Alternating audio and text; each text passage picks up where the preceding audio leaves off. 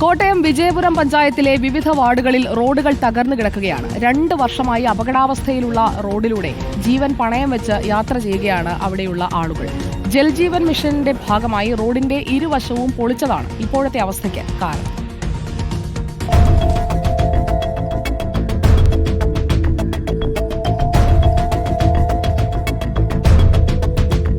റോഡിലാകെ കുഴിയാണ്.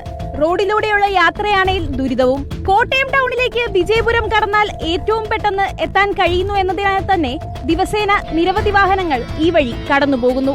തകർന്ന നിലയിലുള്ള റോഡിലൂടെ വാഹനങ്ങൾ കടന്നുപോകുമ്പോൾ സമീപത്തെ വീടുകളിലേക്കും പൊടിയടിക്കുന്നു. കൊശമറ്റങ്കലിൽ നമ്മുടെ കോട്ടയത്തേക്ക് പോകാനായിട്ട് എളുപ്പ റോഡാണിത്. ഈ റോഡ് എന്ത് ചെയ്താൽ മെയിൻ്റെനൻസ് ചെയ്യുന്നില്ല. 2 സൈഡിലും ഇങ്ങനെ എല്ലാം മൊത്തം പൊളിഞ്ഞു കിടക്കുകയാണ്. കാനേറിയ ഒരു വണ്ടി പോയാലും അന്നേരം പൊടിയാണ്, മുഴുവൻ ശല്യമാണ്. വെള്ളം കയറിയാലും റോഡ് മുഴുവൻ പോകും. അങ്ങനെ ഒരു മോശപ്പെട്ട ഒരു ഇതിലാണ് ഈ റോഡ് കിടക്കുന്നത്.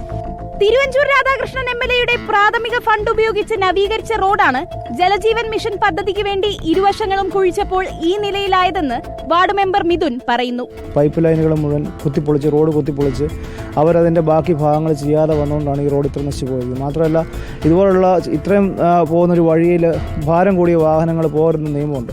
പലപ്പോഴും നമ്മൾ ഉദ്യോഗസ്ഥരോട് പറഞ്ഞിട്ടുള്ളതാണ്, ഈ വഴിയിൽ ഭാരം കൂടിയ വാഹനങ്ങൾ പോകുന്നതിൻ്റെ ബുദ്ധിമുട്ടുകൾ ഞങ്ങൾ പറഞ്ഞപ്പോൾ പോലും അവരൊരു ബോർഡുകൾ പോലും വെക്കാൻ തയ്യാറാകാതെ അവർ പലപ്പോഴും ഒഴിഞ്ഞു മാറിയിട്ടുണ്ട്. കഴിഞ്ഞ 2 വർഷങ്ങൾക്കിടെ വാഹനാപകടങ്ങളും ഇവിടെ പതിവ് കാഴ്ചയാണ്. വിജയപുരം പഞ്ചായത്തിലെ 2-ാം വാർഡിലും 19-ാം വാർഡിലുമാണ് നിലവിൽ അപകടങ്ങൾ വർദ്ധിക്കുന്നത്. മഴ പെയ്തു കഴിഞ്ഞാൽ നമുക്ക് ഭയങ്കര ബുദ്ധിമുട്ടാണ്. അത് കാരണം നമുക്ക് വർക്കുകൾ ഒത്തിരി വരുന്നുമില്ല. അങ്ങനെയൊക്കെ കംപ്ലൈൻ്റ് ഒക്കെ ഉണ്ട് ഈ വഴിയെ പറ്റി പറയുവാണെങ്കിൽ. രാത്രിയിലൊക്കെ ഇവിടെ വെള്ളം പൊങ്ങുമ്പോൾ ആരും കാണാതെ വരുമല്ലേ. ഇവിടെ വരുമ്പോഴാണ് പിന്നെ വെള്ളമാണെന്ന് അറിയും. വണ്ടിയൊക്കെ ഈ സൈഡിലോട്ട് പോകും, ബൈക്കുകാരും അറിയും.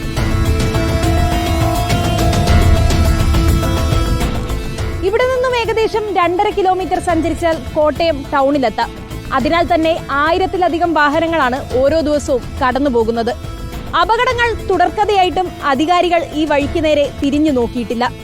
വീഡിയോ ജേർണലിസ്റ്റ് രഞ്ജിത്ത് കളത്തിപ്പടിക്കൊപ്പം reporter Anjana Anilkumar, in reporter, Kottayam.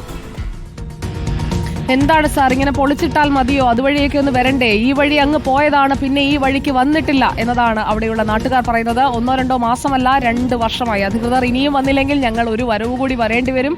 ആ വരവിൽ അധികൃതരെ കൂടി വിളിച്ചുകൊണ്ടായിരിക്കും നമ്മൾ ഈ റോഡ് നന്നാക്കാനായിട്ട് വരിക.